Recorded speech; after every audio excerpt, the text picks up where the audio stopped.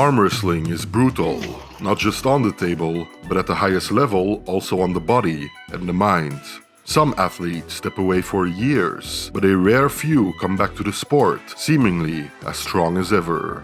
Today, we're diving into the stories of those who returned from a long hiatus to reclaim their dominance.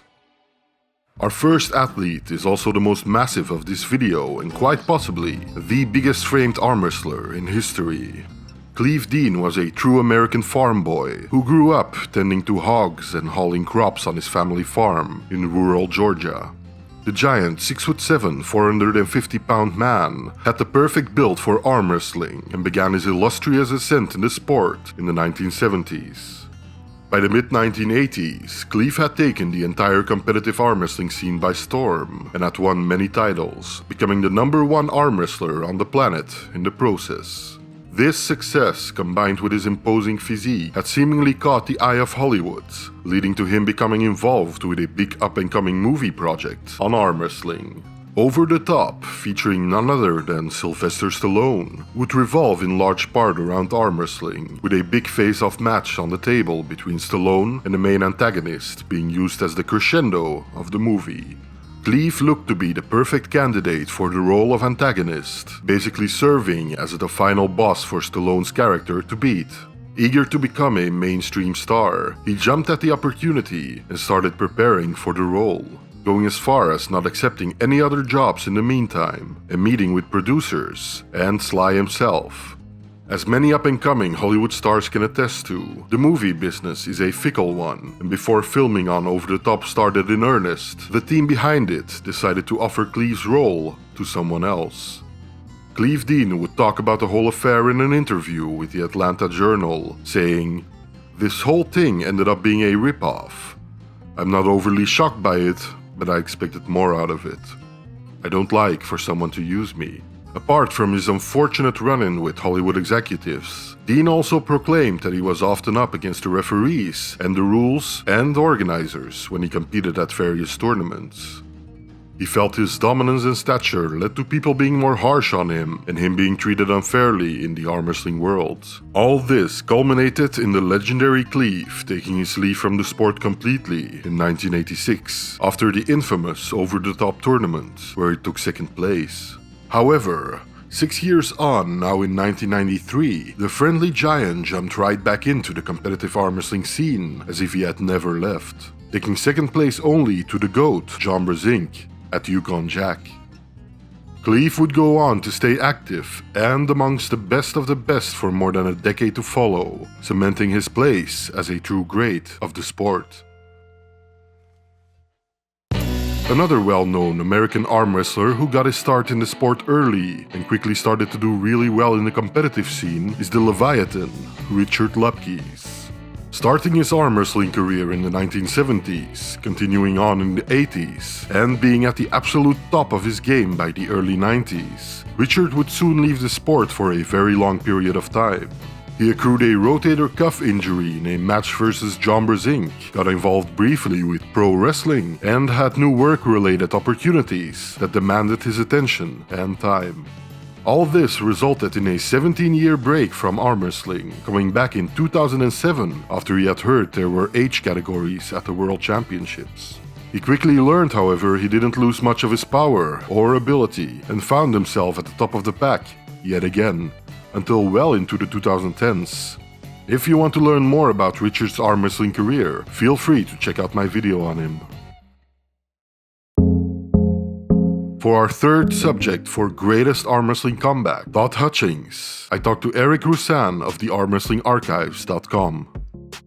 Todd in the mid-2000s was hot. I mean, in 2006, he had just won with both arms Ultimate Arm Wrestling 3, also known as the Pull at the Plaza in Las Vegas. That was the same tournament where he got a pin on John Brzenk the previous year. So he was running hot. So John at 198, maybe John was probably the only guy ahead of him at that time. But in 2006, John was heavy. That was in peak John form.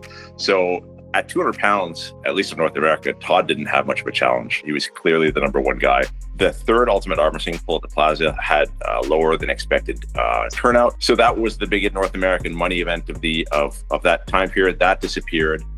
And then what started being coming up was this new National Arm Wrestling League. And this is the league that's sort of Travis's league. And I guess there was money to put on events. And they had their inaugural big event in September 2006. And then they had another one in June or July 2007. And it was going well. Like their format was really had a lot of promise. They had super matches, sort of like title matches. And then they had 4-man invitational tournament for each of the weight classes. And that's where they reach out to sort of like who were the 4 top guys or 4 of the top guys. They'd have sort of a little round robin to determine who would have the next title shot. Todd was in the 4-man round robin. He was going to it would have been Rob Vigent, James Smith, and Sylvain Perron from Canada. And that was a very interesting setup. And at that time, there was a lot of back and forth between Rob and Todd. Todd wasn't too impressed with Rob, and Rob, I think, was looking to prove himself. So online, there was on the message boards, it was entertaining. And, I'm one of the people who bought my ticket to go to that tournament because I wanted to see that and I wanted to compete in the open tournament. But as happens once in a while, every few years, that tournament fell apart a month out. The sponsorship fell through. I don't know exactly what happened, but my impression, well, I'm pretty sure this is the case, is that sort of left a bad taste in Todd's mouth. I think he was looking for the next challenge. This would have been a 215-pound weight class. I think he was looking for, to make a name for himself at that slightly heavier weight. And with that falling through and nothing really on the horizon, at that point, I've seen him be interviewed by Gary Roberts talking about how, his family was younger. So the training required to be at that top level, it was a significant commitment of time. And he felt that it just wasn't worth it at that point. There was nothing really on the horizon, not many opportunities. So I think he decided to step back and focus more on family and work on other priorities. But he clearly must have been training throughout, because although we didn't see him for about 5 years, when he came back at that arm fight tournament or invitational tournament in Bulgaria in 2011, he did really well. 8-man invitational, and he finished second to only Arsen Liliev. So for him to come out of sort of nowhere, I don't know if he had done another smaller tournament, but my impression is he didn't, because Todd, much like John Brzenk, he was a money tournament guy. He wouldn't have been going to these places if there wasn't money to be won. I remember being very impressed that not hearing from him for 4 or 5 years and him showing up there and then doing so well. It's impressive. Our next athlete is getting up there in age and has been around the arm wrestling scene for a long time. Alan Fisher was known as an explosive, albeit relatively light puller who could hang with some of the greats on the table. By the mid-1980s, he had already made a name for himself on the arm wrestling scene and looked to be still improving, despite his competition ramping up every passing year. He consistently dominated his weight class on a national level and even ended up winning his class at a highly contested, over-the-top tournament in 1986. 1 year later, he participated in the Sands International Tournament, where he took first place on both arms, proving he had little to no competition in North America at that time. After this though, seemingly out of nowhere, Alan Fisher disappeared completely from the arm wrestling scene.